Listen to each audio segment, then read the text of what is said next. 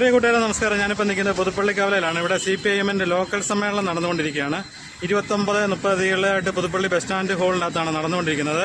അപ്പോൾ ലോക്കൽ സമ്മേളനത്തിന്റെ സമാപനത്തോടനുബന്ധിച്ച് ഇന്ന് പുതുപ്പള്ളിക്കവലയിൽ ഒരു പ്രകടനവും അതുപോലെ തന്നെ ഒരു സമ്മേളനവും നടക്കുകയാണ്. അപ്പോൾ അതിന്റെ ദൃശ്യങ്ങളെല്ലാം നമുക്കൊന്ന് കാണാം.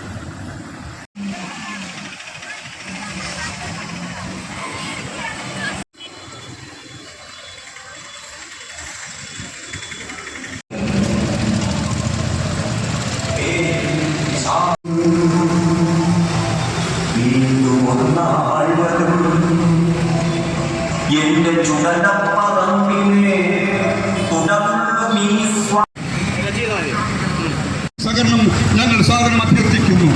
സമകാലിക ഇന്ത്യൻ രാഷ്ട്രീയ വിഷയകാല നിമിഷങ്ങൾക്കകം സമ്മേളനാഗരിയായ പുതുപ്പള്ളിക്കവലയിൽ എത്തിച്ചേരുമ്പോൾ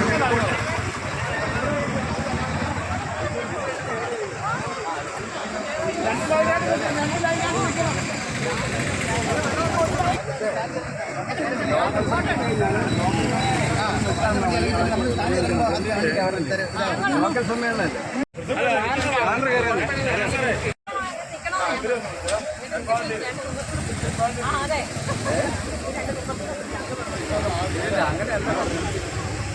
അവര് വണ്ടിയുടെ തൊട്ട് പുറകിൽ അവര് വരും. അല്ല മതി, ഇത് മതി.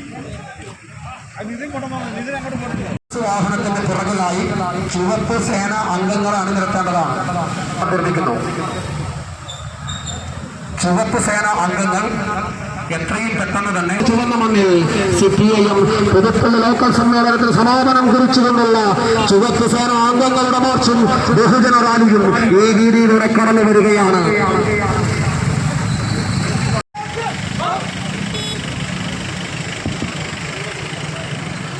ലോകത്തിന് കേരളം സമ്മാനിച്ച കറകളഞ്ഞ കമ്മ്യൂണിസ്റ്റ് വിപ്ലവ നക്ഷത്രം സഖാവ് EMS-ഉം വിപ്ലവകാരി സഖാക്കളുടെ സഖാവ് P. കൃഷ്ണപിള്ളയും പാവങ്ങളുടെ പടത്തലവൻ സമരങ്ങളുടെ കളിത്തോഴൻ സഖാവ് AKG തുടങ്ങി ധീരരായ വിപ്ലവകാരികൾ സ്വന്തം പോരാട്ടങ്ങൾക്ക് ശക്തി പകർന്ന എണ്ണിയാറൊടുങ്ങാത്ത സമരമുഖങ്ങളിൽ നാടിനെ നയിച്ച ഇന്ത്യയിലെ കരുത്തുറ്റ വിപ്ലവ പ്രസ്ഥാനം CPIM.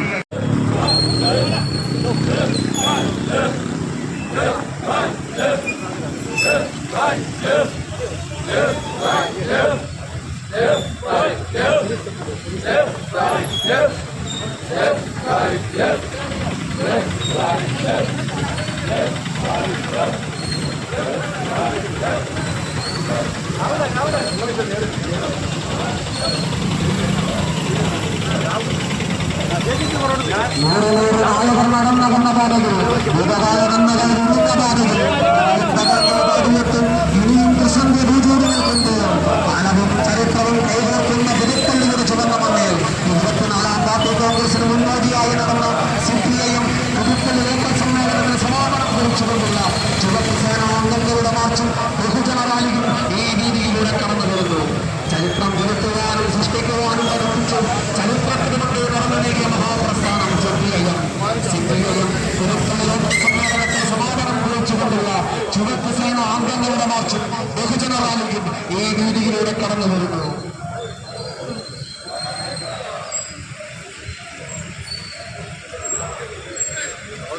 ത്യാഗസുരമായ വിളക്കാത്ത പോരാട്ടങ്ങളെ നയിച്ച ഇന്ത്യയിലെ കരുത്തുറ്റ വിപ്ലവ പ്രസ്ഥാനം CPIM 24-ാം പാർട്ടി കോൺഗ്രസിന് മുന്നോടിയായി നടന്ന CPIM പുതുപ്പള്ളി ലോക്കൽ സമ്മേളനത്തിന് സമാപനം കുറിച്ചുകൊണ്ടുള്ള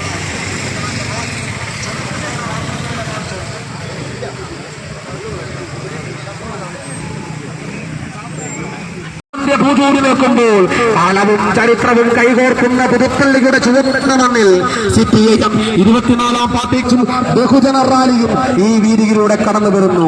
ത്യാഗസുരബലമായ ചരിത്ര വീതികളിൽ നിലയ്ക്കാത്ത പോരാട്ടങ്ങൾക്ക് ശക്തി പകർന്ന എണ്ണിയാലൊരുങ്ങാത്ത സമരമുഖങ്ങളിൽ നാടിനെ നയിച്ച ഇന്ത്യയിലെ കരുത്തുറ്റ തൊഴിലാളിവർഗ പ്രസ്ഥാനം CPIM 24-ാം പാർട്ടി കോൺഗ്രസിന് മുന്നോടിയായി നടന്ന ലോക്കൽ സമ്മേളനത്തിൽ സമാപനം കുറിച്ചുകൊണ്ടുള്ള ചുവപ്പ് സേന അംഗങ്ങളുടെ മാർച്ചും ബഹുജന റാലിയും ഈ വീതിയിലൂടെ കടന്നു വരുന്നു. ചരിത്രം തിരുത്തുവാനും സൃഷ്ടിക്കുവാനും പഠിപ്പിച്ച് ചരിത്രത്തിന് മുന്നേ നടന്നു നീങ്ങിയ മഹാപ്രസ്ഥാനം CPIM 24-ാം പാർട്ടി കോൺഗ്രസിന് മുന്നോടിയായി നടന്ന ലോക്കൽ സമ്മേളനത്തിന് സമാപനം കുറിച്ചുകൊണ്ടുള്ള ചുവപ്പ് സേന അംഗങ്ങളുടെ മാർച്ചും ബഹുജന റാലിയും ഈ വീതിയിലൂടെ കടന്നു വരുന്നു.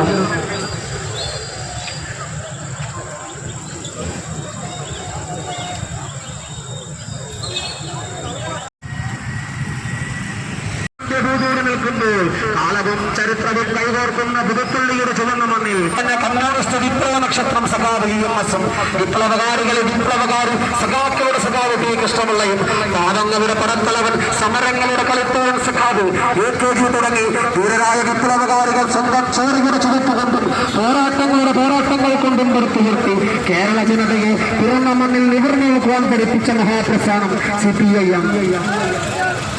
നൂറ് നായകർ നടന്ന കണ്ണപാതയിൽ ഭൂതകാലനന്മകൾ വിരിഞ്ഞ പാതയിൽ ഇരിയും പകൽക്ക് പാടിയെത്തും ഇനിയും പ്രസംഗത്തിൽ കൂടി നിൽക്കുമ്പോൾ കാലവും ചരിത്രവും കൈകോർക്കുന്ന പുതുപ്പള്ളിയുടെ ചുവന്ന മണ്ണിൽ CPIM പുതുപ്പള്ളി ലോക്കൽ സമ്മേളനത്തിന് സമാപനം കുറിച്ചുകൊണ്ടുള്ള ചുവപ്പ് സേനാംഗങ്ങളുടെ മാർച്ചും ബഹുജന റാലിയും ഈ വീതിയിലൂടെ കടന്നു വരും.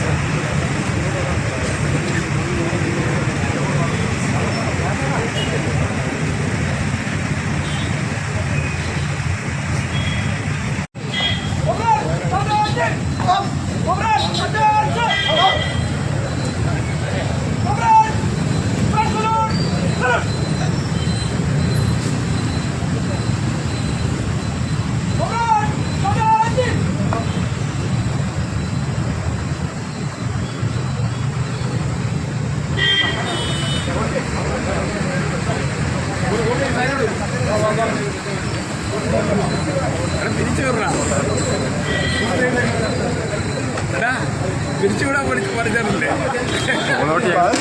അത് മാത്രം പഠിച്ചില്ല.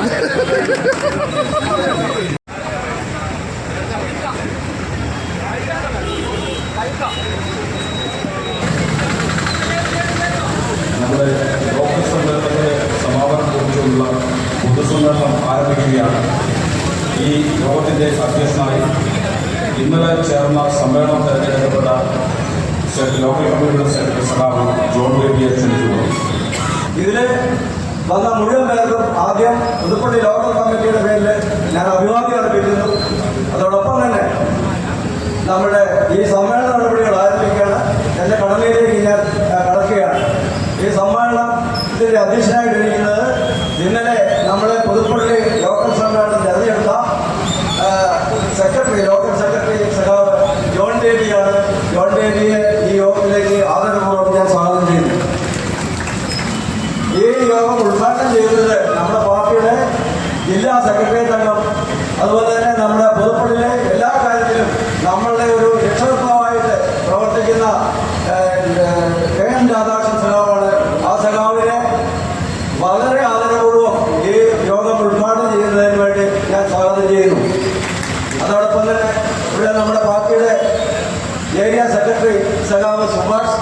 ഉണ്ട്. ഒരുപാട് പ്രിയവർഗീയസിനെ ഞാൻ പരിചയപ്പെടുത്തേണ്ട കാര്യമില്ല. സഖാവിനെ ഔപചാരികതയുടെ പേരിൽ ഞാൻ സ്വാഗതം അർപ്പിക്കുന്നു. അതോടൊപ്പം തന്നെ ഇവിടെ നമ്മുടെ CITUവിൻ്റെ ജില്ലാ സെക്രട്ടറി സഖാവ്, നമ്മുടെ ഏരിയ സെക്രട്ടറി സഖാവ് വിശ്വനാഥൻ ഇവിടെ എത്തിയിട്ടുണ്ട്. വിശ്വനാഥനെ ഈ യോഗത്തിലേക്ക് യാതൊരുപൂർവ്വം സ്വാഗതം ചെയ്യുന്നു. അതോടൊപ്പം തന്നെ നമ്മുടെ ഏരിയ കമ്മിറ്റിയുടെ സെക്രട്ടേറിയറ്റായിട്ട് പ്രവർത്തിക്കുന്ന EK കുര്യൻ ഇവിടെ എത്തിയിട്ടുണ്ട്. ഈ യോഗത്തെ അഭിവാദ്യം ചെയ്യുന്നതിന് വേണ്ടി സഖാവിനെ വളരെ ആദരപൂർവ്വം ഈ യോഗത്തിലേക്ക് സ്വാഗതം ചെയ്യുന്നു. നമ്മുടെ എല്ലാം പ്രിയപ്പെട്ട മുൻ ലോക്കൽ സെക്രട്ടറിയും അതോടൊപ്പം ഇപ്പോൾ ഏരിയ കമ്മിറ്റിയുമായ സജേഷ് സംഘപ്പൻ ഈ യോഗത്തെ അഭിവാദ്യം ചെയ്ത് സംസാരിക്കുന്നുണ്ട്. സഖാവിനെയും ഈ യോഗത്തിലേക്ക് ആദരപൂർവ്വം സ്വാഗതം ചെയ്തുകൊണ്ട് ഞാൻ എൻ്റെ വാക്കുകൾ അവസാനിപ്പിക്കുന്നു. നന്ദി, നമസ്കാരം. നമ്മുടെ രാജ്യത്തുള്ള ഇടതുപക്ഷ പ്രസ്ഥാനങ്ങളെല്ലാം തന്നെ ജനാധിപത്യ രീതിയിൽ സമ്മേളനങ്ങൾ നടത്തി അതിന് സെക്രട്ടറിമാരെ തെരഞ്ഞെടുത്തി ദേശീയ രംഗത്തും സർവ്വദേശീയ രംഗത്തുമെല്ലാം നമുക്കറിയാം. ഇടതുപക്ഷത്തിനും കമ്മ്യൂണിസ്റ്റ് പ്രസ്ഥാനത്തിനും വളരെയേറെ പ്രസക്തിയുള്ള കാലമാണെന്ന് നമുക്കറിയാം. കഴിഞ്ഞ 4-5 ദിവസങ്ങൾക്ക് മുമ്പാണ് ശ്രീലങ്കയിൽ ഇടതുപക്ഷത്തിന് നേതൃത്വത്തിലുള്ള ഒരു ഗവൺമെന്റ് ഉണ്ടായിരുന്നു. അതുകൊണ്ട് തന്നെ ഈ സമ്മേളനത്തിന് വളരെയേറെ പ്രസക്തിയുണ്ടെന്നുള്ളത് നമുക്കറിയാം. ഈ സമ്മേളനം ഔപചാരികമായി ഉദ്ഘാടനം ചെയ്യുന്നതിന് വേണ്ടി പാർട്ടിയുടെ ജില്ലാ സെക്രട്ടേറിയറ്റ് അംഗം KM രാധാകൃഷ്ണൻ സാറിനെ സ്നേഹപൂർവ്വം ക്ഷണിക്കുന്നു. കഴിഞ്ഞ 3 വർഷക്കാലം നമ്മുടെ നാട്ടിൽ നടന്ന സംഘടനാ പ്രവർത്തനങ്ങളെ കുറിച്ച് വളരെ വിശദമായ പരിശോധന നടത്തി.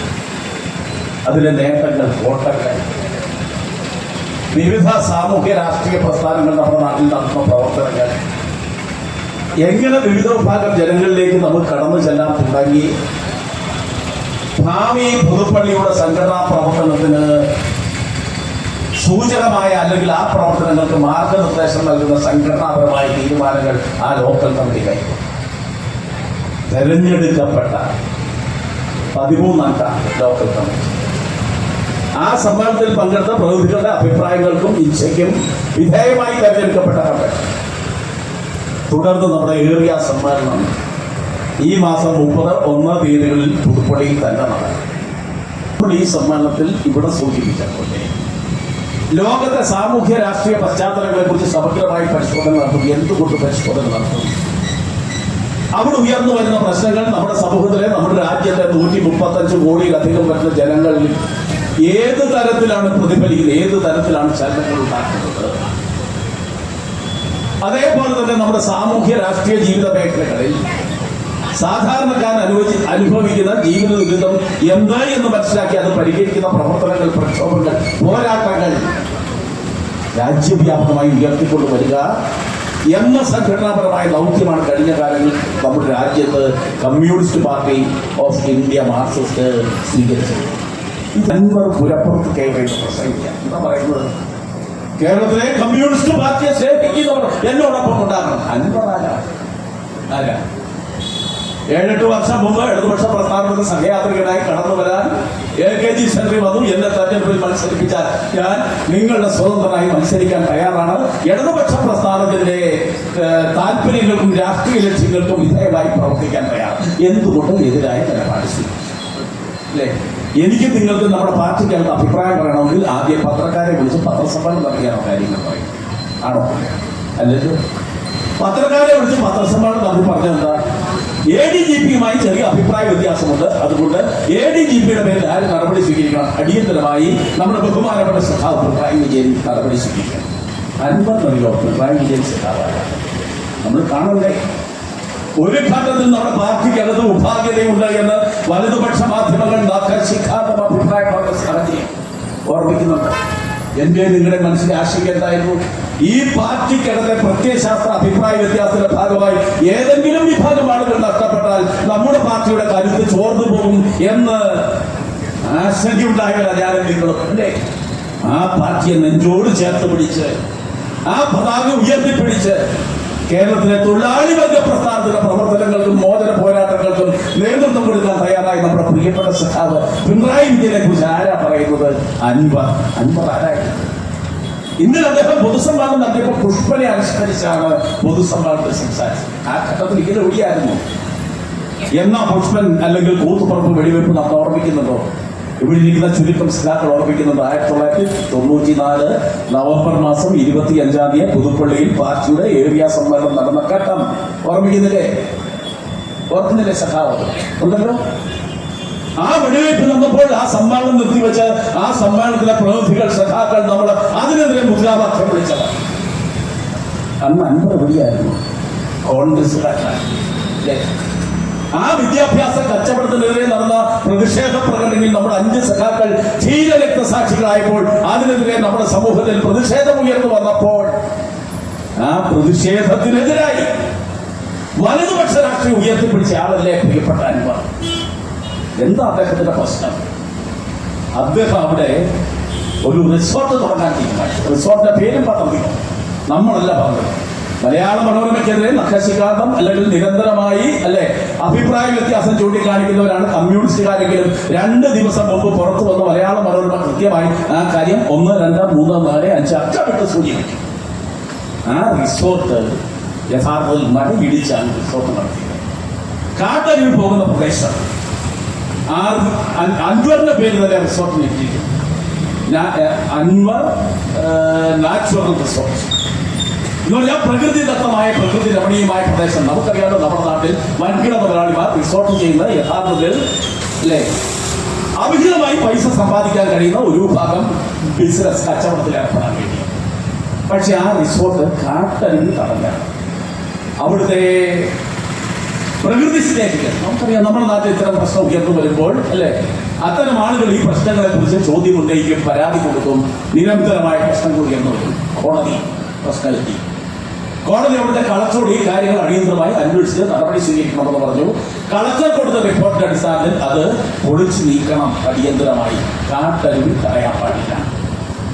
ഇടതുപക്ഷ ജനാധിപത്യ പ്രസ്ഥാനത്തിന്റെ MLA ആയതുകൊണ്ട് വനമിടിച്ച് നിർത്തി റിസോർട്ട് ഉണ്ടാക്കാം എന്ന അദ്ദേഹത്തിന്റെ വ്യാമോഹത്തിന് അനുകൂലമായ നിലപാട് ആരും നിന്നില്ല. നമ്മുടെ ബഹുമാനപ്പെട്ട മുഖ്യമന്ത്രി നിന്നില്ല.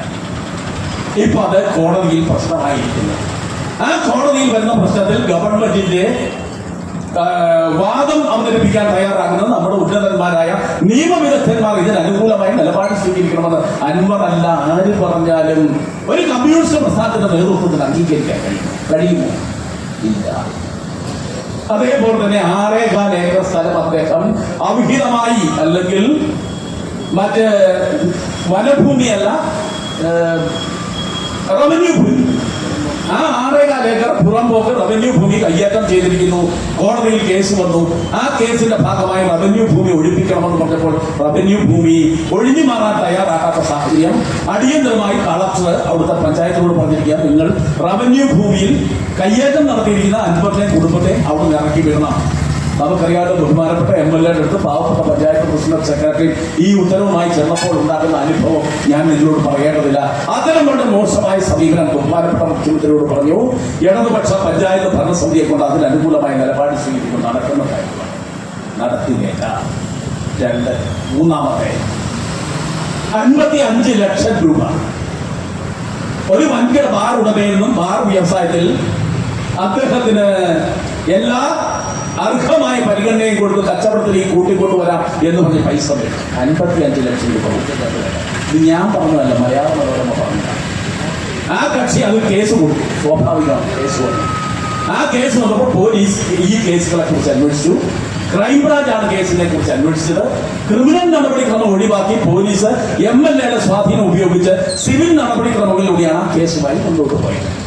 അപ്പൊ സിവിൽ നടപടിക്രമം നിയമപരമായി ശരിയല്ല എന്ന് അദ്ദേഹം ഹൈക്കോടതിയിൽ പോയി റിട്ട് ഫയൽ ചെയ്തപ്പോൾ ഹൈക്കോടതി പറഞ്ഞു, അതുകൊണ്ട് അടിയന്തരമായി ക്രിമിനൽ നടപടിക്രമം പോലീസ് അടിയന്തരമായി കേസെടുക്കാൻ തയ്യാറാക്കണം. അടുത്ത ചോദ്യം, ഇതിനെ സംരക്ഷിക്കാൻ കേരളത്തിലെ കമ്മ്യൂണിസ്റ്റ് പ്രസ്ഥാനത്തിന് കഴിയില്ല.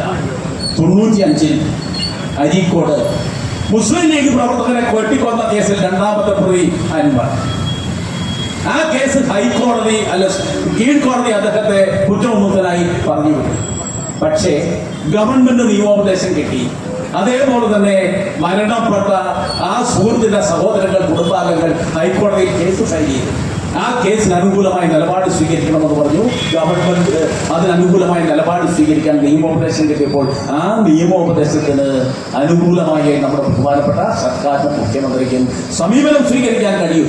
ഈ സാമൂഹ്യ വിരുദ്ധ സദാചാര വിരുദ്ധ പ്രവർത്തനങ്ങൾക്ക് അനുകൂലമായ നിലപാട് ആര് സ്വീകരിക്കണം? കേരളത്തിലെ ഇടതുപക്ഷ പ്രസ്ഥാനം സ്വീകരിക്കുന്ന കാര്യമുണ്ടോ? ഉണ്ടോ? ഇല്ലല്ലോ, അല്ലേ? അദ്ദേഹം ഇടതുപക്ഷത്തിന്റെ ഭാഗമായി നിന്നപ്പോൾ ഒട്ടേറെ ജൽപ്പനങ്ങൾ വ്യത്യസ്ത ഘട്ടങ്ങളിൽ വ്യത്യസ്ത തെരഞ്ഞെടുപ്പ് വേളകളിലൊക്കെ ഉയർത്തി.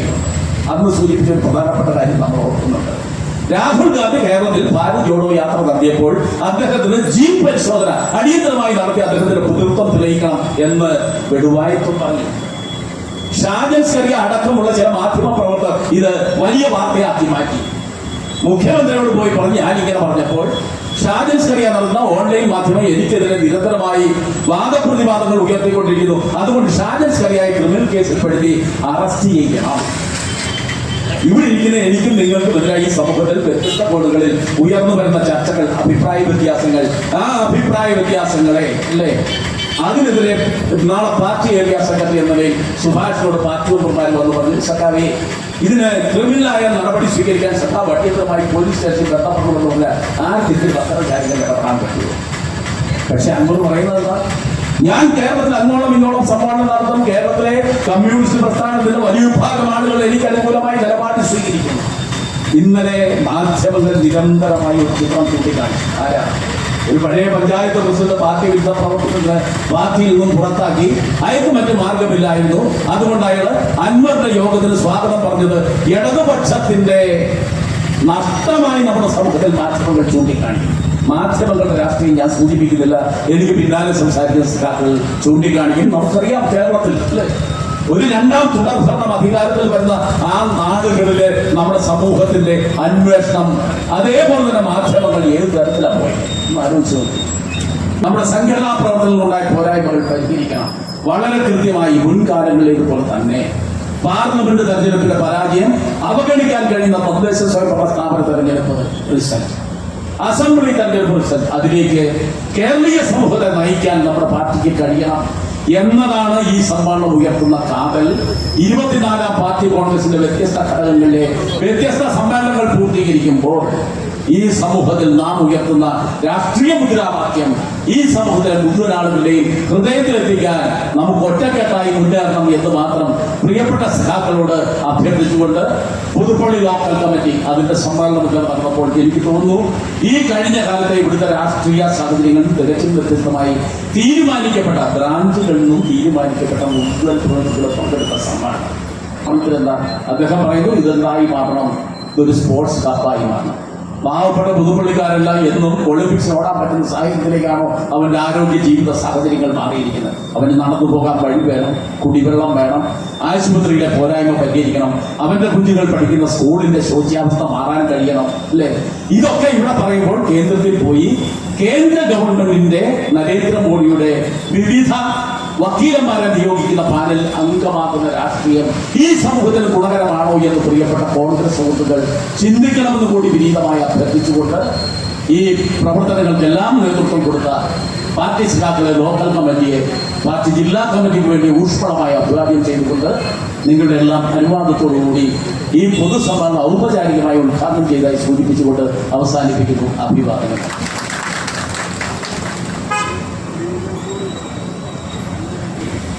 യോഗത്തെ അഭ്യർത്ഥന ചെയ്തുകൊണ്ട് പാർട്ടി നേരെ കമ്മിറ്റി സഖാവ് സുഭാഷ് അധ്യക്ഷൻ ഗാന്ധിയും നമ്മുടെ സമ്മേളനവുമായി ബന്ധപ്പെട്ടുള്ള പാർട്ടി പ്രവർത്തനങ്ങളും രാഷ്ട്രീയ സാഹചര്യങ്ങളെല്ലാം സൂചിപ്പിക്കുന്നത് തുടങ്ങി. പുതുപ്പള്ളി ലോക്കൽ കമ്മിറ്റിയുടെ നേതൃത്വത്തിൽ വളരെ ചിട്ടയോടുകൂടി ഒരു സമ്മേളനം നടത്തി അതിൻ്റെ പൊതുസമ്മേളനത്തോടുകൂടി സമ്മേളനം ഇനി ഇവിടെ ഏരിയ സമ്മേളനം പുതുപ്പള്ളിയിലാണ് നടക്കുന്നത്. നമ്മുടെ ഏരിയയിലെ വിവിധ ലോക്കലുകളിൽ നിന്ന് തെരഞ്ഞെടുക്കുന്ന പ്രതിനിധികൾ 2 ദിവസം പാർട്ടി ജില്ലാ സമ്മേളനം നമ്മുടെ ഏരിയയിൽ പാമ്പാടിയിൽ നടക്കുന്നതുകൊണ്ട് ഏരിയ സമ്മേളനത്തിൽ മറ്റ് സെമിനാറുകളോ പൊതുപരിപാടികളോ ഒഴിവാക്കിയിട്ടുണ്ട്. ഏരിയയിലെ മുഴുവൻ ലോക്കലുകളിലെ നിർദ്വാന്തിയ പരേഡ് സല്യൂട്ട് സ്വീകരിച്ചുകൊണ്ട് ഏരിയ സമ്മേളനത്തിന് ശുഭസമാപിക്കും. എന്നാലും ഏരിയ സമ്മേളനത്തിൽ 200ഓളം പ്രതിനിധികൾ 2 ദിവസക്കാലം ഇവിടെ കേന്ദ്രീകരിച്ചിരുന്ന സമ്മേളനം നടക്കുമ്പോൾ അതിന്റെ ചെലവുകളും മറ്റു കാര്യങ്ങളെല്ലാം ഉയർന്നു വരും. എല്ലാ പ്രിയപ്പെട്ട നാട്ടുകാരും ഈ കാര്യങ്ങളെല്ലാം മുമ്പ് നമ്മോട് സഹകരിച്ചിട്ടുള്ളവരാണ്. അത് ജയിപ്പിക്കാൻ ആവശ്യമായ പ്രവർത്തനങ്ങൾ മുഴുവൻ പേരും നടത്തണമെന്നാണ് സൂചിപ്പിക്കാറുള്ളത്. ഇന്ന് നമ്മുടെ ഈ സമ്മേളനം നടക്കുന്ന ഘട്ടത്തിൽ നമ്മുടെ രാജ്യത്ത് നരേന്ദ്രമോദിയുടെ നേതൃത്വത്തിലുള്ള വംശീയ രാഷ്ട്രീയം കൈകാര്യം ചെയ്യുന്ന ഒരു സർക്കാർ ഏറ്റവും വലിയ വലതുപക്ഷവൽക്കരണത്തോടെ മുന്നോട്ട് പോവുകയാണ്. എന്നാൽ ആ മുൻകാലങ്ങളിൽ അവർ ആഗ്രഹിക്കുന്ന ഒരു തെരഞ്ഞെടുപ്പ് വിജയം രാജ്യത്ത് നേടിയെടുക്കാൻ കഴിയാത്ത തരത്തിലേക്ക് BJP പുറകോട്ട് പോയിരിക്കുന്നു എന്നത് ഇവിടെ ഉദ്ഘാടന പ്രസംഗത്തിൽ സൂചിപ്പിക്കപ്പെട്ടു കഴിഞ്ഞു. സീറ്റിന്റെ എണ്ണത്തിലൊക്കെ ഒരു പ്രഖ്യാപനം നടത്തിയെങ്കിലും വളരെ ദയനീയമായി മറ്റ് മുന്നണിയുടെ പിന്തുണയോടുകൂടി ഭരിക്കേണ്ട അവസരത്തിലേക്ക് BJP പിന്മാറും. 50 വർഷം ഞങ്ങൾ ഭരിക്കും, ഒറ്റയ്ക്ക് ഭരിക്കുമെന്ന് പ്രഖ്യാപിച്ചെങ്കിലും എന്ത് വംശീയതയേക്കാൾ മുകളിലാണ് മനുഷ്യന്റെ ആവശ്യം എന്നുള്ളതിന്റെ തെളിവാണ് ഉത്തർപ്രദേശിൽ BJP കേന്ദ്രീകരിച്ചത്. രാമക്ഷേത്രം സ്ഥിതി ചെയ്യുന്ന പാർലമെന്റ് നിയോജക മണ്ഡലത്തിൽ BJP പരാജയപ്പെട്ടു. അവിടെ പട്ടികജാതി വിഭാഗത്തിൽപ്പെടുന്ന ഒരാളാണ് MP ആയി തെരഞ്ഞെടുക്കപ്പെട്ടത്.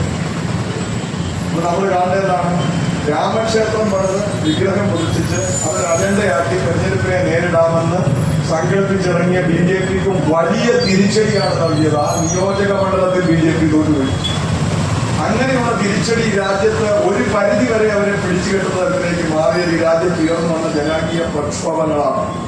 പക്ഷെ ആ കാര്യങ്ങളിൽ ആത്മാർത്ഥമായ ഒരു സമീപനം UDF സ്വീകരിക്കുന്നുണ്ടോ എന്ന് ചോദിക്കുമ്പോഴാണ് ഇപ്പൊ ഇവിടെ ഉയർന്നു വന്ന ഒരു വിഷയം നമ്മൾ ശ്രദ്ധയിൽപ്പെടുന്നത്.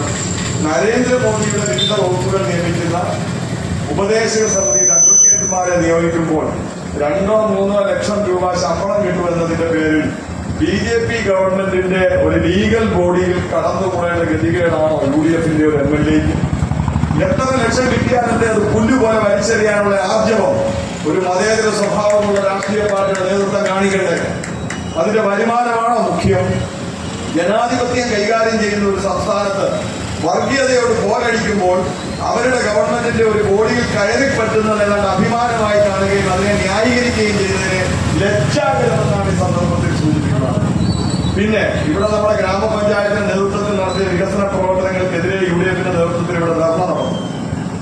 നിങ്ങൾ മനസ്സിലാക്കേണ്ട ഒരു കാര്യം, പുതുപ്പള്ളി ഗ്രാമപഞ്ചായത്ത് ഒരു സ്വതന്ത്ര അധികാരത്തോടുകൂടി ഇടതുപക്ഷം ഭരിക്കുന്ന ആദ്യമായിട്ടാണ്. ഒരു CPIMന്റെ നേതൃത്വത്തിൽ ഇടതുപക്ഷ മുന്നണി വരികയും CPIMന്റെ ഏരിയ കമ്മിറ്റി മെമ്പർ ഒരു പഞ്ചായത്ത് പ്രസിഡന്റാകുകയും ചെയ്യുന്ന തരത്തിലേക്ക് ഒരു ഭരണം കിട്ടുന്ന ആദ്യമായിട്ടാണ്. ആ കിട്ടിയ ഭരണത്തിനോട് നീതി പുലർത്താൻ ഞങ്ങൾ ശ്രമിച്ചിട്ടുണ്ട്. വർഷങ്ങളായി കോൺഗ്രസ് ഭരിച്ചിരുന്ന ഒരു പഞ്ചായത്തിന്റെ അവസ്ഥ നിങ്ങൾക്കറിയാമായിരുന്നല്ലോ. ഈ പുതുപ്പള്ളി കവലയിലെ ട്രാഫിക് പ്രശ്നം തന്നെ വലിയ ചർച്ചയായിരുന്നു. എത്രയോ വർഷം ഇവിടെ UDF ഭരിച്ചു, തിരിഞ്ഞു നോക്കിയോ? ഇടതുപക്ഷത്തിന്റെ നേതൃത്വത്തിൽ ഒരു പഞ്ചായത്ത് ഭരണസമിതി വന്നതിനെ തുടർന്നാണ് ഈ ട്രാഫിക് പ്രശ്നം പരിഹരിക്കാൻ ഒരു ഇടപെടൽ നടത്തിയത്. പൂർണ്ണമായൊന്നും ഞങ്ങൾ അവകാശപ്പെടുന്നില്ല. അതിന്റെ ഭാഗമായി ബസ് സ്റ്റാൻഡിലെ കെട്ടിടം പൊളിക്കാൻ പഞ്ചായത്തിന്റെ അനുവാദം മേടിച്ചു ഒരു ഭാഗം. അങ്ങനെ ആ കെട്ടിടം പൊളിച്ചു നീക്കി അതിലെ വാഹനം കടത്തിവിട്ടുകൊണ്ടാണ് വൺവേ സംവിധാനം ഒരുക്കി ഒരു ക്രമീകരണം ഇടതുപക്ഷം ഭരിക്കുന്ന പഞ്ചായത്ത് ചെയ്തത്. നിങ്ങൾ മനസ്സിലാക്കേണ്ടത്, ബസ് സ്റ്റാൻഡിന്റെ നവീകരണം നടക്കുന്നു. അവിടെ ഒരു കൺഫർസ്റ്റേഷൻ പൂർത്തിയായി. 1 രൂപ ഈ MLAയുടെ ഭാഗത്തു നിന്ന് അതിലുണ്ടോ? നിങ്ങൾ പരിശോധിക്കുക. ഈ വികസന പ്രവർത്തനത്തിന് എന്തിനാണ് രാഷ്ട്രീയം കാണുന്നത്? ഇടതുപക്ഷം പോയാലേ ഞാൻ സഹകരിക്കുക എന്നുള്ള ദുർവാശിയൊന്നും ഒരു ജനാധിപത്യ വേദിയിൽ നല്ലതാണെന്ന് കരുതാൻ വയ്യ. ഗ്രാമപഞ്ചായത്തിന്റെ മുമ്പിലുള്ള റോഡിന്റെ അവസ്ഥ നിങ്ങൾക്കറിയാം. ആ റോഡൊന്ന് പുനർനിർമ്മിക്കാനുള്ള സഹായം തേടിയിട്ട് അദ്ദേഹം ഇതുവരെ തിരിഞ്ഞു നോക്കിയിട്ടില്ല. ഇവിടെ കമ്മ്യൂണിറ്റി കാർഡ് ഉദ്ഘാടനം ചെയ്തതിന് വിവാദം ഉയർത്തിക്കൊണ്ട് ഇവിടെ സമരം നടന്നു കോൺഗ്രസിന്റെ നേതൃത്വത്തിൽ. എത്ര ലജ്ജാകരമാണ്! നിങ്ങളുടെ കാലത്ത് കമ്മ്യൂണിറ്റി കാർഡിന്റെ അവസ്ഥ എന്തായിരുന്നു? ആ കമ്മ്യൂണിറ്റി കാർഡിൽ ലക്ഷക്കണക്കിന് രൂപ മുടക്കി മത്സ്യ മാർക്കറ്റ് നിർമ്മാണം നടത്തി ആ പൈസ അടിച്ചു മാറ്റി അതിനുശേഷം ആ കമ്മ്യൂണിറ്റി കാർഡിന് ചുറ്റുമുള്ള മണ്ണെടുത്തുകൊണ്ട് പോയി എത്രയോ കോടി രൂപയുടെ അഴിമതി നടത്തിയ ഒരു പ്രദേശമായിരുന്നു ആ കമ്മ്യൂണിറ്റി കാർഡ്. മാലിന്യം കുമിഞ്ഞുകൂടി കാടും പടപ്പും പിടിച്ചു കിടന്ന ഒരു പ്രദേശത്തെ എത്ര മനോഹരമാക്കി തീർത്തു ഈ ഗ്രാമപഞ്ചായത്ത് ഭരണസമിതി. 1 രൂപയുടെ സംഭാവന ഈ ജനപ്രതിനിധിയായ MLAയുടെ ഭാഗത്തു നിന്നുണ്ടോ? 1.5 കോടി രൂപ ഒരു ഗ്രാമപഞ്ചായത്തിന്റെ വരുമാനത്തിന്റെ സ്രോതസ് നിങ്ങൾ തിരിച്ചറിയണം. വളരെ ചെറുതാണ്. ഒരു ഗ്രാമപഞ്ചായത്ത് വിനിയോഗിക്കുന്ന ഫണ്ടിന് പരിമിതിയുണ്ട്. ഫണ്ടിന്റെ വരാതിരിക്കാനെങ്കിൽ ഇപ്പൊ ബസ് സ്റ്റാൻഡിന്റെ നവീകരണം നിമിഷം വെച്ച് തീർക്കാൻ അറിയാൻ വയ്യാഞ്ഞിട്ടല്ല. പക്ഷെ ഒരു ഗ്രാമപഞ്ചായത്തിന്റെ ഫണ്ടിന്റെ പരിമിതിക്കുള്ളിൽ നിന്ന് മുന്നോട്ട് പോകുമ്പോൾ അതിന്റെ താമസം വരും. ബഹുമാന്യനായ ശ്രീ ഉമ്മൻചാണ്ടി മരിച്ച സമയത്ത് അദ്ദേഹത്തിന്റെ ബോഡി കാണുവാൻ മന്ത്രിമാരടക്കമുള്ള കോൺഗ്രസിന്റെ നേതാക്കൾ വന്ന് ഇറങ്ങുമ്പോൾ അത്ര മനോഹരമായ ആ റോഡിലാണ് വാഹനങ്ങൾ പാർക്ക് ചെയ്തതെല്ലാം കൊണ്ടുപോകാൻ സാഹചര്യം ഒരുക്കിയത്. നിങ്ങളുടെ ഭരണകാലത്ത് കിടന്ന അവസ്ഥയിലായിരുന്നു അത് കിടന്നതെങ്കിൽ അദ്ദേഹം മരിച്ച ബോഡി വെക്കുന്ന പ്രദേശം, അദ്ദേഹം പ്രതിനിധീകരിച്ച ഈ മണ്ഡലത്തിന്റെ അവസ്ഥ വെളിയിൽ നിന്ന് വരുന്നവർ തിരിച്ചറിയുമായിരുന്നു എന്ന് നിങ്ങൾ ഓർക്കണം. ഞങ്ങളത് മനോഹരമാക്കിയിട്ടത് കൊണ്ട് അത്തരം ഒരു ആക്ഷേപം ഉണ്ടായില്ല. അല്ലെങ്കിൽ അന്നത്തെ കമ്മ്യൂണിറ്റി ഹാള് ഈ നേതാക്കന്മാർ വന്ന് കണ്ടിരുന്നെങ്കിൽ എന്തായിരുന്നു ഈ 50 വർഷത്തെ സ്ഥിതി എന്നാണ് ചിന്തിക്കുമായിരുന്നു. അതിന്റെ തൊട്ടടുത്തൊരു മിനി സിവിൽ സ്റ്റേഷൻ പണിയുന്നുണ്ട്. അതിന്റെ ബാക്കി പണി പൂർത്തിയാക്കാൻ 2.5 കോടി രൂപ വേണം. ഫണ്ടിന്റെ പ്രശ്നമുണ്ട്. പഞ്ചായത്ത് അത്രയും തുക എങ്ങനെ മാറ്റി വെക്കും? അതിന് MLA യോട് ചോദിച്ചിട്ടുണ്ട്, കഴിയുകയില്ല. എന്തിനാണ് ഈ വാശി? ആ കമ്മ്യൂണിറ്റി ആ മിനി സിവിൽ സ്റ്റേഷൻ പൂർത്തീകരിക്കുമ്പോൾ അതിൽ 2000 സ്ക്വയർ ഫീറ്റ് AC ഹാളാണ് പണിയുന്നത്. ഇവിടുത്തെ പഞ്ചായത്ത് ഓഫീസ് അടക്കം, വില്ലേജ് ഓഫീസ് അടക്കം, കൃഷി ഓഫീസ് അടക്കം എല്ലാ സർക്കാർ കെട്ടിടങ്ങളും ഒറ്റ കെട്ടിടത്തിലേക്ക് വരികയാണ് ആളുകൾക്ക് സൗകര്യപ്രദമായ രീതിയിൽ. അതൊന്ന് പൂർത്തിയാക്കാൻ ഈ പഞ്ചായത്തുമായി സഹകരിക്കുന്നതിന് എന്താണ് പാട്? അത് പൂർത്തീകരിച്ചു കഴിഞ്ഞാൽ ആ ഹാളിനും ആ കെട്ടിടത്തിനും ബഹുമാന്യനായ ശ്രീമാൻ ഉമ്മൻചാണ്ടിയുടെ പേരിടാൻ ഇടതുപക്ഷ മുന്നണി തന്നെ തീരുമാനിച്ചിരിക്കുകയാണ്. ഞങ്ങൾക്ക് അങ്ങനെ അത് രാഷ്ട്രീയമൊന്നുമില്ല. ഉമ്മൻചാണ്ടി കോൺഗ്രസിന്റെ നേതാവായിരുന്നു, മുഖ്യമന്ത്രിയായിരുന്നു. അദ്ദേഹത്തിന്റെ ഭരണകാലത്ത് ഒത്തിരി മർദ്ദനങ്ങളും ജയിലുമൊക്കെ അനുഭവിച്ചവരാണ് ഞങ്ങൾ. അതൊന്നും ഞങ്ങൾക്ക് പരാതിയില്ല. ഞാനൊക്കെ ജയിലിൽ കിടന്നിട്ടുള്ളവരാണ്. അദ്ദേഹത്തിനെതിരെ സമരം നടത്തിയതിന്റെ പേരിൽ ഒട്ടേറെ കേസുകളിൽ പ്രതിയായിട്ടൊക്കെ ഉണ്ട്. അദ്ദേഹം മുഖ്യമന്ത്രിയായിരിക്കുമ്പോഴും ആഭ്യന്തരമന്ത്രിയായിരിക്കുമ്പോഴൊക്കെ ഞങ്ങളെ അടക്കം വീട്ടിൽ വന്ന് അറസ്റ്റ് ചെയ്തുകൊണ്ട് പോയിട്ടുണ്ട്. വീട്ടിൽ രാവിലെ പത്രം വായിച്ചിരിക്കുന്ന സമയത്ത്, അദ്ദേഹം ആഭ്യന്തരമന്ത്രി ആയിരിക്കുന്ന സമയത്ത് അറസ്റ്റ് ചെയ്യപ്പെട്ടു പോയതാണ് ഞാൻ. അതൊക്കെ രാഷ്ട്രീയം, അതങ്ങനെ കാണാൻ എനിക്കറിയാം. ഞങ്ങളോടൊന്നും ഒരു ഔദാര്യവും ഒരു പരിഗണനയും കാണിച്ചിട്ടുമില്ല. പക്ഷേ ഞങ്ങൾ ബഹുമാനിക്കുന്നു. അതൊക്കെ രാഷ്ട്രീയത്തിൽ എതിർ രാഷ്ട്രീയ പാർട്ടികളുമായിട്ട് സമരം നടത്തുമ്പോൾ അറസ്റ്റ് ഉണ്ടാകാം, അതിലൊന്നും തർക്കമില്ല.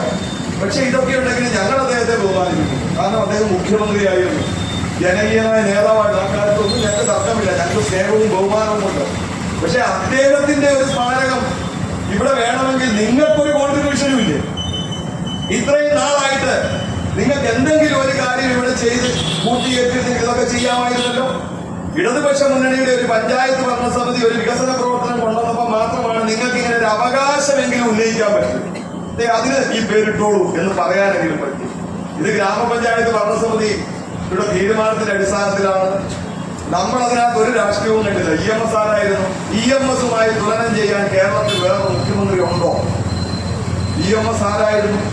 ലോകത്തിലെ അറിയപ്പെടുന്ന വിപ്ലവകാരിയും എഴുത്തുകാരനും ചിന്തകനുമായിരുന്നു EMS.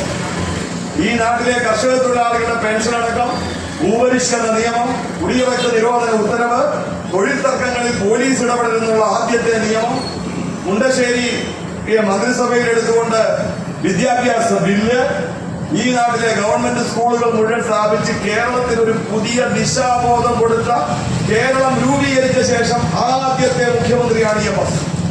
ഈ പുതുപ്പള്ളി ഗ്രാമപഞ്ചായത്തിന്റെ വ്യാപ്തിക്കൊത്ത ഭൂസത്തിലുടമ. അദ്ദേഹത്തിന്റെ സ്വന്തം ഭൂമി ഈ പുതുപ്പള്ളി ഗ്രാമപഞ്ചായത്തിന്റെ ഏറ്റവും വിസ്തൃതി വരും.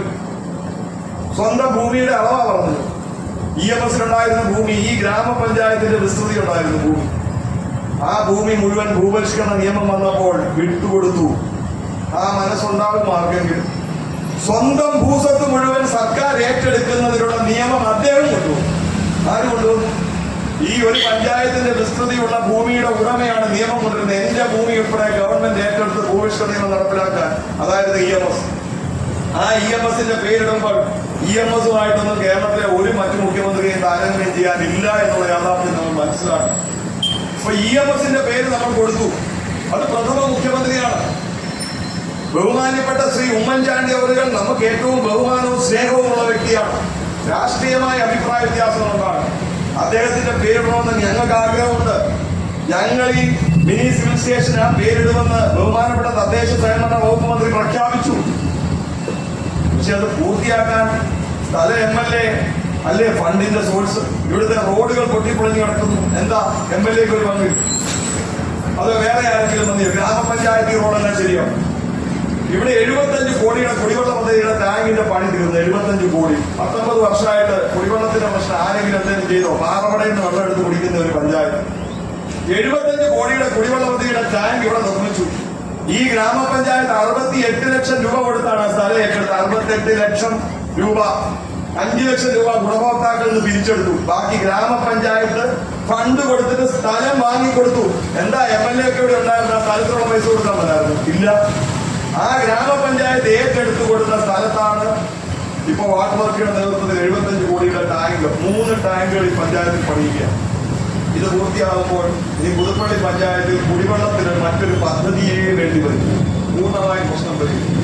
ആ 75 കോടിയുടെ പദ്ധതി നടപ്പിലാക്കുമ്പോൾ പൈപ്പിട്ടപ്പോൾ റോഡ് പൊളിഞ്ഞിട്ടുണ്ട്. റോഡ് പൊളിഞ്ഞതിന്റെ വിമർശനം ഞങ്ങൾ കേൾക്കുന്നുണ്ട്. അതിനൊക്കെ ചില കാലതാമസമൊക്കെ വന്നിട്ടുണ്ടാകാം. പൈപ്പിടുമ്പോൾ റോഡ് പൊളിയും. ആ റോഡ് പൊളിയുകയും പുനർനിർമ്മിക്കണമെങ്കിൽ ആരാ ഇടപെടുന്നത്? ഇതേപോലെ അധികാരം കൈയാളുന്നവരും പണ്ടുള്ളവർക്ക് ഇടപെടാം. അദ്ദേഹം ഒരു യോഗം വിളിക്കും പഞ്ചായത്തിന്റെ. സാധാരണ MLA-മാരൊക്കെ VN വാസവൻ അടക്കമുള്ള ആളുകൾ അദ്ദേഹത്തിന്റെ മണ്ഡലങ്ങളിലെ ഗ്രാമപഞ്ചായത്ത് പ്രസിഡന്റുമാരുടെയും പഞ്ചായത്ത് അംഗങ്ങളുടെയും യോഗം UDF എന്നും LDF നോക്കിയാണ് വിളിക്കുന്നത്. ഒന്നുമല്ല, വികസനം നടപ്പിലാക്കുമ്പോൾ UDF-ന്റെ പഞ്ചായത്ത് പ്രസിഡന്റുമാരെ അദ്ദേഹം യോഗം വിളിച്ചിട്ടാണ് വികസന പ്രവർത്തനങ്ങൾ ചർച്ച ചെയ്യുന്നത്. ഇവിടുത്തെ MLA-ക്ക് ഈ പഞ്ചായത്ത് ഭരണസമിതിയുടെ ഒരു യോഗം വിളിച്ചു ചേർത്തിട്ട് എന്താണ് ഈ പ്രദേശത്തെ വികസന പ്രവർത്തനങ്ങൾ യോജിച്ചെന്ന് ചെയ്യാൻ ഒരു നിർദ്ദേശമുണ്ടോ? ഇല്ല. ഈ കുടിവെള്ള പദ്ധതിയുടെ ടാങ്ക് പണിയുന്നു. എവിടുന്ന്? അദ്ദേഹത്തിന് എന്ത് പങ്ക്? ഈ റോഡ് പൊട്ടിപ്പൊളിഞ്ഞ് കിടക്കുന്നു. 9 കോടി രൂപ ഇതിന്റെ ടെൻഡറിൽ അധികം തുകയായി നമുക്ക് ലഭിച്ചിട്ടുണ്ട്. അതായത് അനുവദിച്ച തുകയുടെ ഇത്രയും ടെൻഡർ വരാനുകൊണ്ട് എക്സസ് വന്നിരിക്കുന്ന 9 കോടി രൂപ റോഡ് പണിക്കായി കിട്ടും. അത് വാട്ടർ അതോറിറ്റിയിലുണ്ട്. അത് സാങ്ഷനായി വന്നാൽ ഇത് നമുക്ക് ചെയ്യാൻ പറ്റും. അപ്പൊ ഇതിന്റെയൊക്കെ പരിമിതി ഒരു ഗ്രാമപഞ്ചായത്തിന്റെ തലയിലോട്ട് ഇതെല്ലാം വെച്ചു കൊടുത്തിട്ട് ബാക്കിയുള്ളവർ രക്ഷപ്പെടാമെന്ന് കരുതും. പക്ഷെ ഈ ഗ്രാമപഞ്ചായത്ത് ഭരണസമിതി ഈ ചുരുങ്ങിയ കാലം കൊണ്ട് ഇതിന്റെ മേളിൽ കാണുന്ന വയോജന ക്ലബ്ബ് ഇതൊക്കെ നിങ്ങളുടെ കാലത്ത് ചെയ്തിട്ടുണ്ടോ? ഈ കംഫോർട്ട് സ്റ്റേഷൻ ഈ പഞ്ചായത്തിൽ 3 എണ്ണമാണ്. 3 എണ്ണം. ഈ ബസ് സ്റ്റാൻഡിന്റെ അവസ്ഥ എന്താണ് നേരത്തെ? ഈ കമ്മ്യൂണിറ്റി ഹാളിന്റെ നേരത്തെ അവസ്ഥ എന്താണ്?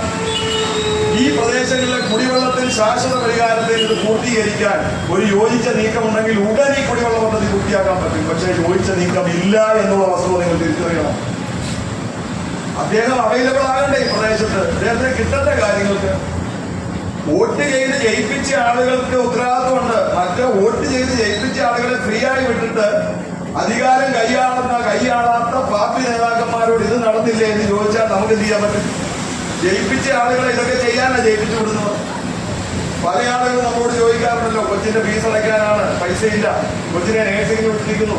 ഇതൊക്കെ ഞങ്ങൾക്ക് ചെയ്യുന്നതിന് പരിമിതിയുണ്ട്. ഞങ്ങൾ ജനാധിപത്യ വേദി കൈകാര്യം ചെയ്യുന്നില്ല. ഞങ്ങൾ പാർട്ടി നേതാക്കന്മാരും പാർട്ടി പ്രവർത്തകരുമാണ്. MLA ആയിട്ടും ജനപ്രതിനിധിയായിട്ടും വോട്ട് ജയിപ്പിച്ചവരാണ് എന്ന് ചോദിക്കേണ്ടത്. ഇതൊക്കെ ചെയ്യാൻ ഇത് ഞങ്ങളോട് ചോദിക്കുകയാണ്. ഇതെന്താണ് ചെയ്യാത്തത്? അതെന്താണ് നടക്കാത്തത്? വോട്ട് ചെയ്യുമ്പോൾ ആലോചിക്കണം. ഇത് ചോദിക്കാൻ പാകത്തിനുള്ള ആളുകൾക്ക് ചെയ്യാൻ പാടുള്ളൂ. അപ്പൊ ചോദിക്കാൻ പറ്റും.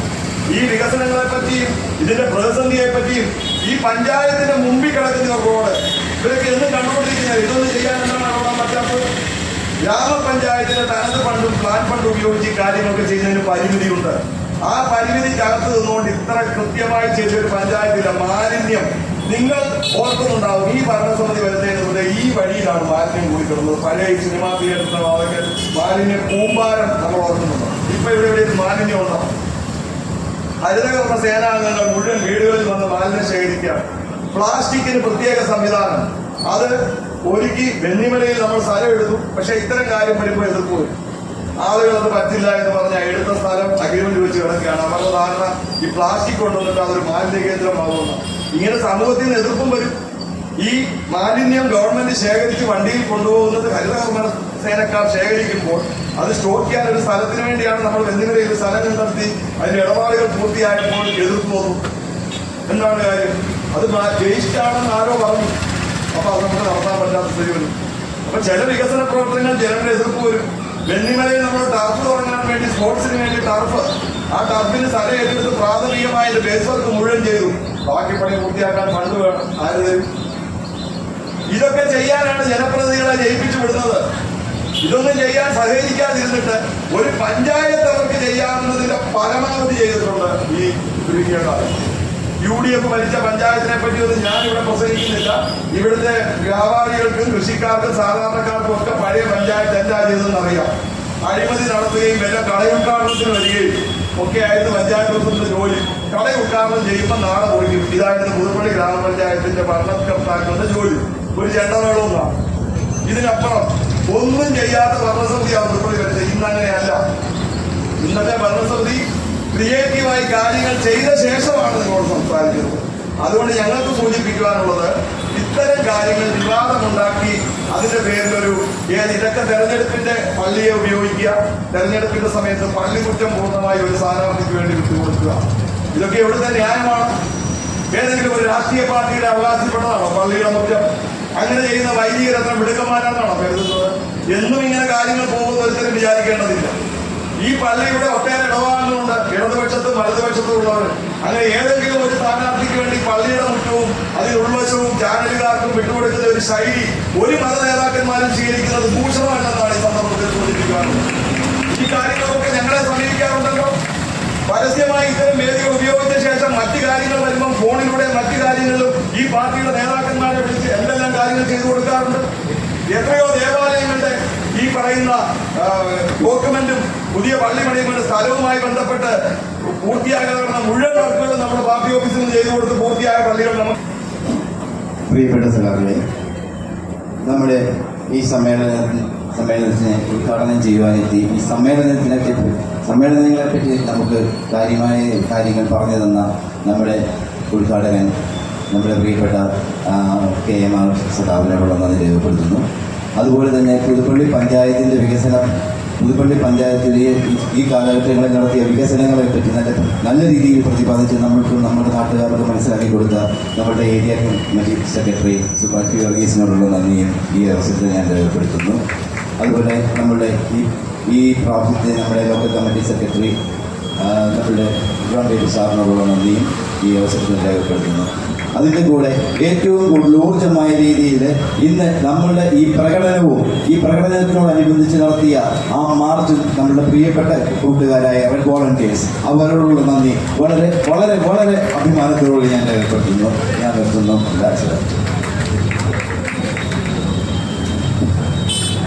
യോഗ അവസാനിച്ചിരിക്കുന്നു. സംഘർഷം സ്വാഗതം ചെയ്യുന്നു.